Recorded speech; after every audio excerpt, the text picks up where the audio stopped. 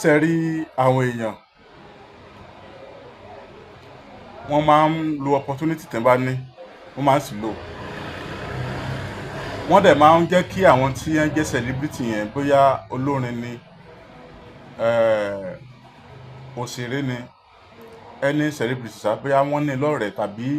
wọ́n ní opportunity láti súnmọ́ irú èèyàn bẹ́ẹ̀ wọ́n máa ń jẹ́ kí àwọn ẹni yẹn ọ̀pọ̀lọpọ̀ àwọn míì máa ń jẹ́ kí wọ́n kábàámọ̀ pé àwọn tún dá wọn mọ̀ o ní opportunity láti ní nọ́mbà Alhaji Wasiu Alabi Pasuma lọ́wọ́ ìjọba ń sọ̀rọ̀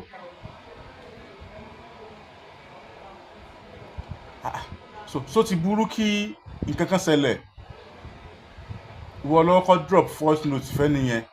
wọ́n dẹ̀ reply padà nígbà tí wọ́n tán padà lẹ́sbíìsì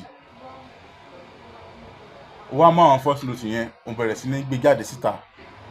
ok àwọn ọ̀rọ̀ tó gbé jáde yẹn sí Alhaji Wasiu Alabi Pasuma ṣé wọ́n ti sọ tó ti burú jù àkọ́kọ́ nìyẹn ẹ rí i pé káàgbà kan wà tí àti Tóyìn Àìmàkù tí wọ́n ní Tóyìn Abraham tán ní àwọn kábàámọ̀ wípé àwọn súnmọ́ àwọn èèyàn kan wíwìlì tán bá ní àwọn celebrity yẹn ní ìgbéraga àwọn èèyàn kan ni wọ́n máa ń fa sábàbí ẹ̀ lágbájá ní ìgbéraga gan o ṣe gbé haúsá o kí ló mọ àwọn òṣèré yẹn tán ní ìgbéraga náà kí ló mọ àwọn olórin yẹn náà tó jẹ́ pé wọ́n máa ní ìgbéraga náà ẹ̀yin èèyàn lẹ máa ń fà á ẹ̀yin tẹ máa ń opportunity sí wọn yẹn lẹ máa ń fà á ẹ kì í gbà wípé opportunity ní fún yín pé ẹ dá wọn mọ̀ pé ẹ tún ní nọ́mbà wọn lọ́wọ́ pé ẹjọ́ máa ń sọ̀rọ̀ àwọn kan fẹ́ súnmọ́ wọn tí wọn ò láǹfààní àti súnmọ́ wọn kódà tán tó ń lówó jẹ̀ yín lọ àwọn kan tún gbajúmọ̀ jù yín lọ tó jẹ́ pé wọ́n tún wọ́ opportunity láti nírú wọn tí wọn ò ní wọn lẹ́gbẹ̀ẹ́ ẹ̀yin wá ní opportunity yẹn láti nírú Alhaji Pasuma lọ́wọ́ ẹ ní nọ́mbà wọn lọ́wọ́ tàbí ẹlòmíì ẹ máa wá sí lò Tóyìn Abraham tàǹgbà kan náà wà táwọn àti alága àwọn celebrity kìnnì kan àwọn obìnrin tí wọ́n jọ ń fa àwọn ọ̀rọ̀ kan gbà yẹn àwọn èèyàn abirán lè rẹ̀ wọ́n ní tó bá jẹ́ wípé àwọn ò dárò àwọn èèyàn lóhùn táwọn òwò ṣáìdù wọn láwọn ní ìgbéraga wíwọ̀ torí pé àwọn tó ti súnmọ́ wọn nísìn àwọn ti jọ wà wọ́n ti ń lo opportunity tí wọ́n níyẹn wọ́n ti ń lò bí wọ́n ti fẹ́ tó wá padà wáyá ẹ wá sọ wípé lágbájá ní ìgbéraga ó mú first note Alhaji Pasuma ó gbé jáde káwá assume pé ẹ kàn jẹ wá pé ẹjọ́ wá sọ̀rọ̀ kan gan tó jọ̀rọ̀ àwo bóyá ọ̀rọ̀ kan wà tó jọ̀rọ̀ àṣírí gan tẹ́ ẹjọ́ sọ bí wèrè yóò sì gbé jáde náà nìyẹn ṣe mọ̀ wípé àwọn èèyàn kan wà tó jẹ́ wípé wọ́n máa ń ní ọlọ́rọ̀ wọn bóyá kí wọ́n kàn fàṣírí kan sí lọ́wọ́ àbí ìgbésí ayé wọn kan wá kàn fi sí lọ́wọ́ bí wàá sì gbé jáde náà nìyẹn iyì wo ló fún ẹ àǹfààní wo ló fún ẹ tó fi àsìn kí ló fẹ́ gbà ń bẹ̀ nípasẹ̀ pé o gbé first note Alhaji Pasuma o gbé jáde sáyé ṣé tí wọ́n á sọ yẹn tó ti wá burú jù ẹ̀yin lè máa ń jẹ́ kí àwọn ìràwọ̀ yẹn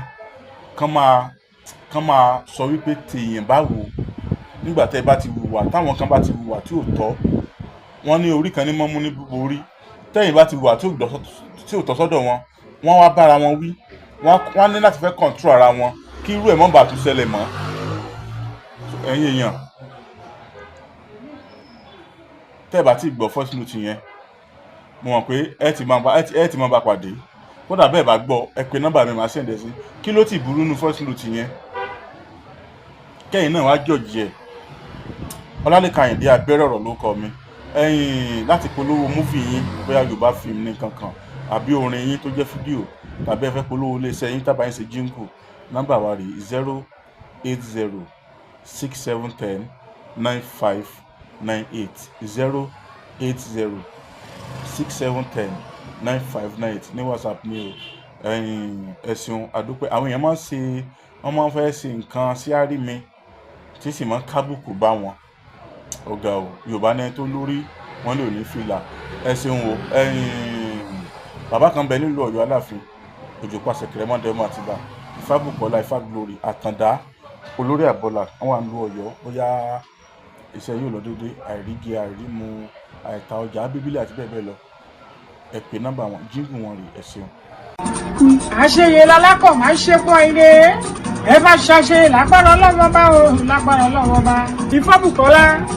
Ifá mi ìgbẹ̀yìn bàbá mi kẹpẹ́.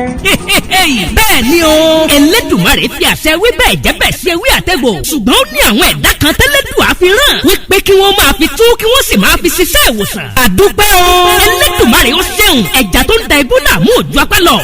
Babaláwo Ifá Bùkọ́lá Ifá Glory àtàndá olórí àbọ̀là ní Èdùmarè ń lò lọ́wọ́lọ́wọ́ láti kojú gbogbo àìsàn àti ìdí ayé gbogbo tó ń da ọmọ ènìyàn láàmú. Àbá ẹ bá mi kálọ̀ o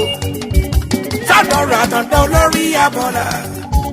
bẹ́sọ̀rọ̀ débẹ̀ dandan yóò dẹ̀rọ̀ o gbogbo ayé ló lọ síbẹ̀ o. Irú ìṣòro àìsàn wo ni tiẹ̀? Àìní ségidi lọ́wọ́, ìpọ́njú, ìkórira, promise and fail, ìjákulẹ̀ lẹ́nu iṣẹ́, kí èèyàn ṣiṣẹ́ kó má lákòjọ. Ogun ni àìrọ́mọbí, àìrọ́kọ tàbí aya rere fẹ́, oyún ìjó tàbí oúnjẹ ojú oorun. Báwo ra rẹ̀ ràn? Fífi ojú kó jàǹkárí wọ̀,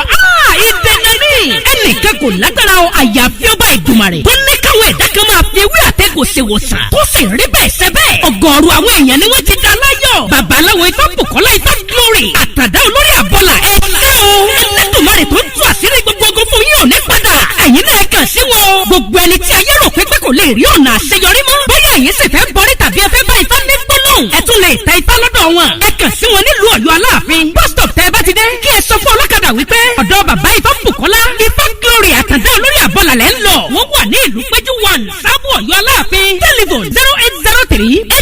0803-834-8630 tàbí 0705-288-8104. Ọ̀kàràkàn yìí ná Ifá gbáyé lọ ìrí òkè gbogbo wa. Nínú òní di o, yọ yẹ wa o, kò ní yẹ ẹ lẹ̀ fún wa, ó ti rí bẹ́ẹ̀, ó ti ṣe bẹ́ẹ̀.